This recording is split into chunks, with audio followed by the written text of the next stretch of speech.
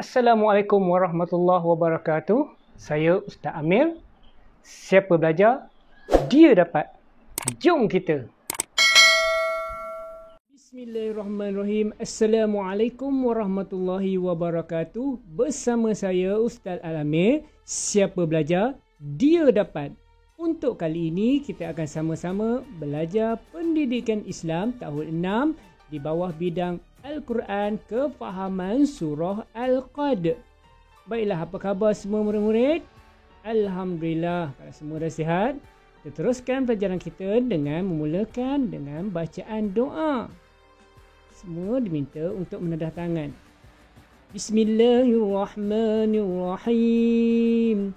Allahumma aftah alaina حكمتك وانشر علينا من خزائن رحمتك يا أرحم الراحمين والحمد لله رب العالمين. Baiklah, murid-murid boleh buka buku teks pada muka surat 19 hingga surat 22 sebagai rujukan. Baik, untuk hari ini, di akhir pelajaran nanti murid-murid akan dapat merumuskan pengajaran surah Al-Qad dan menghubung kaitkan dalam kehidupan. Dan yang keduanya, murid akan dapat mengamalkan pengajaran surah Al-Qad dalam kehidupan. Mari kita sama-sama mendengar dan membaca suratul Qad yang mengandungi 5 ayat. Dipersilakan Saudara Adam untuk bacaan. Bismillahirrahmanirrahim. Inna anzalnahu fi lailatul qadr wa ma adraka ma lailatul qadr. Lailatul qadri khairun min alfi shahr. تنزل الملائكة والروح فيها بإذن ربهم من كل أمر سلام هي حتى مطلع الفجر. Alhamdulillah, terima kasih kepada Ustaz Adam. Baik, tak percaya ramai murid-murid pernah mendengar bacaan surah tersebut. Betul. Biasanya dengar pada bulan Ramadan. Baik, sekarang mari kita lihat pengenalan ataupun sedikit info ringkas berkaitan dengan surah Al-Qad ini. Yang pertamanya, surah Al-Qad ini mengandungi 5 ayat.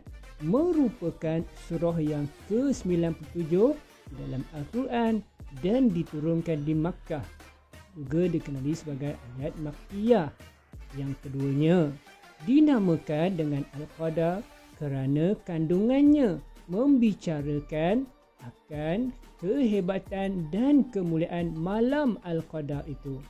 Dan yang ketiganya, pada malam Lailatul Qadar, para malaikat dan Jibril akan turun pada malam tersebut dengan membawa keberkatan dan kebajikan kepada hamba Allah yang mukmin dan soleh. Inilah sedikit seberingkas pengenalan berkaitan dengan surah Al-Qadar. Baik, sekarang mari kita cuba baca dan melihat pengertian atau maksud di setiap ayatnya. Boleh murid-murid? Okey. Bismillahirrahmanirrahim. Inna anzalnahu fi lailatul qadr. Sesungguhnya kami telah menurunkan, yakni Al-Quran, pada malam Lailatul Qadr. Wa ma adraka ma Lailatul Qadr. Dan bagaimanakah engkau mengetahui tentang kebesaran malam Lailatul Qadr? Lailatul Qadri khairum min alfi syahr. Pada malam Lailatul Qadr itu lebih baik daripada 1000 bulan. tanazzalul malaikatu warruhu fiha biizni rabbihim min kulli amr. Pada malam itu turun para malaikat dan Jibril dengan izin Tuhan mereka kerana membawa semua perkara yakni yang ditakdirkan berlaku pada tahun berikutnya. Salamun hiya hatta matla'il fajr. Sejahteralah malam yang penuh keberkatan itu sehingga terbit fajar. Demikianlah tadi bacaan dan pengertian surah Al-Qadr. Boleh murid-murid baca dan cuba perhatikan setiap maksud pengertian di sebalik surah Al-Qadr ini. Sekarang, mari kita lihat beberapa intisari yang terdapat di dalam surah Al-Qadr ini. Yang pertamanya, Allah telah menurunkan Al-Quran kali pertama pada malam Lailatul Qadar. Yang keduanya, Allah menyuruh manusia menghayati kebesaran malam Lailatul Qadar. Tiga, pahala amal ibadah pada malam Lailatul Qadar lebih baik daripada 1000 bulan.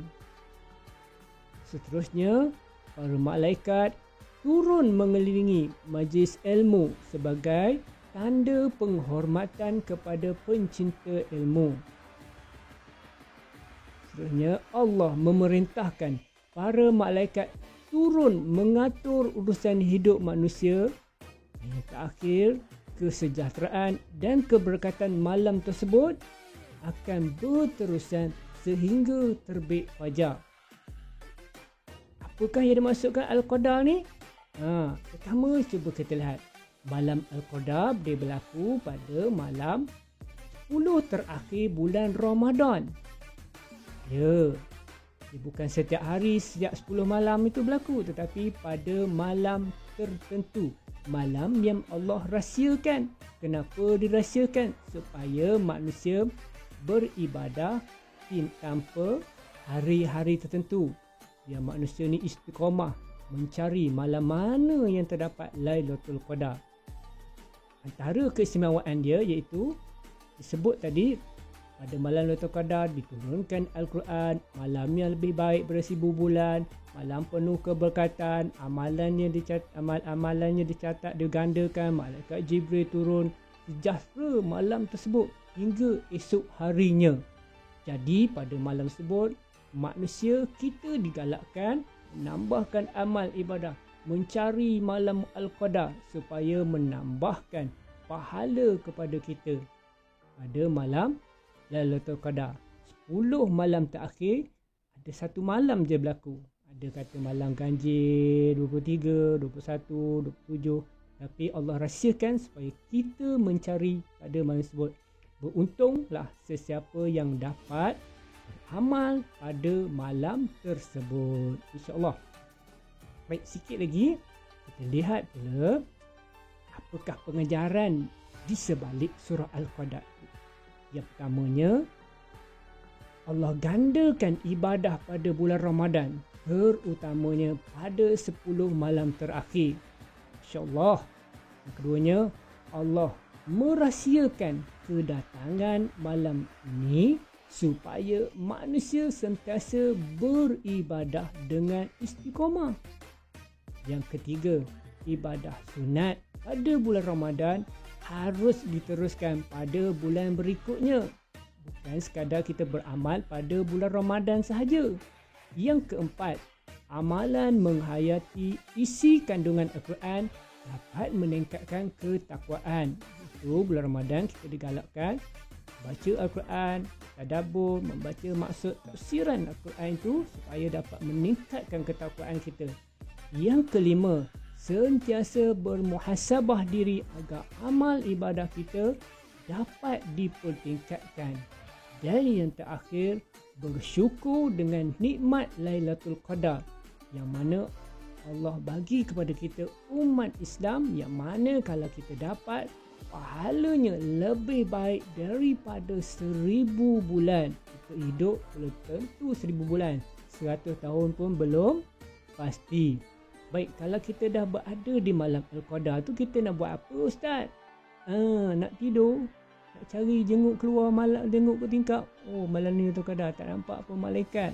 Okey, antara amalan yang kita boleh buat sepanjang bulan Ramadan dan kita lebih kepada 10 malam terakhir ialah kita tunaikan waktu solat fardu pada awal, tunaikan solat secara berjemaah, laksanakan solat sunat tarawih di rumah atau di masjid, banyakkan sedekah walaupun RM1, baca Al-Quran setiap hari walaupun satu muka je. Buat baik dengan mak ayah, dengan kawan-kawan, berzikir, banyakkan berdoa.